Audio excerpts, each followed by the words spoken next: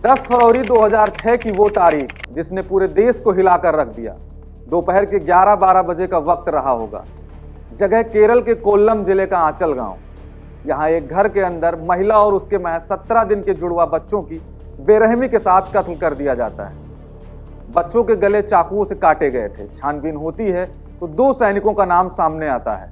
Police इनकी तलाश में पंजाब की पठानकोट आर्मी कैंप पहुंचती है, लेकिन उससे पहले दोनों फरार हो जाते हैं।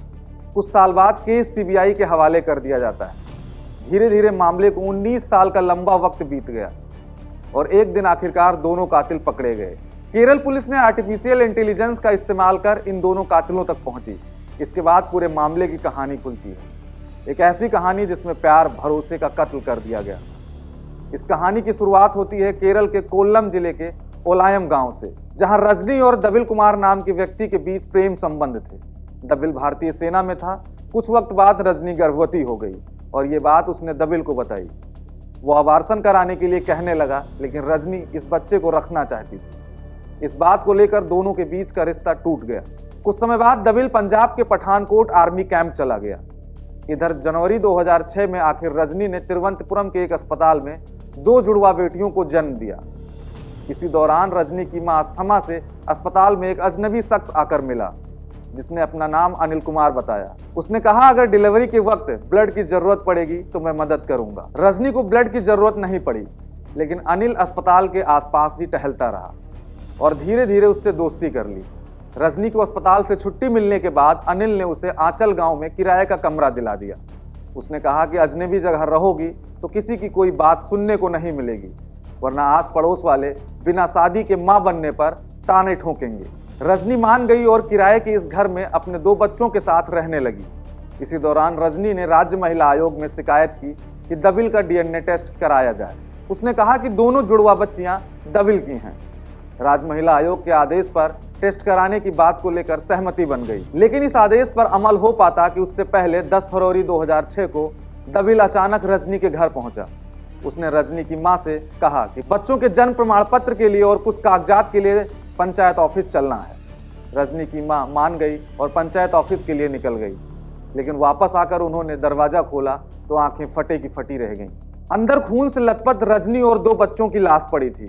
तुरंत मामले की सूचना पुलिस को दी गई। पुलिस ने छानबीन की तो मौका वारदात से एक 2 व्हीलर का सुराग मिला, जो किसी राजेश के नाम पर रजिस्टर्ड था। तफ्तीश हुई तो एक चौंकाने वाला खुलासा हुआ।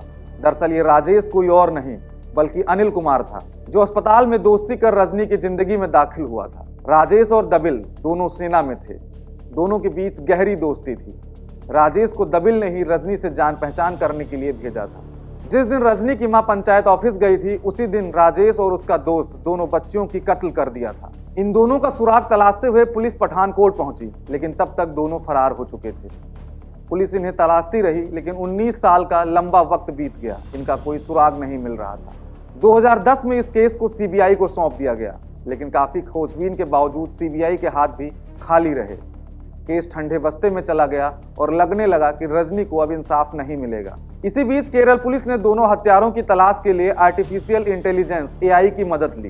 केरल के ADG law and order Manoj Abraham के मुताबिक पुलिस विभाग में एक टेक्निकल इंटेलिजेंस विंग है, जो पुराने लंबित पड़े मामलों को डिजिटल तरीके से सुलझाने की कोशिश करती है।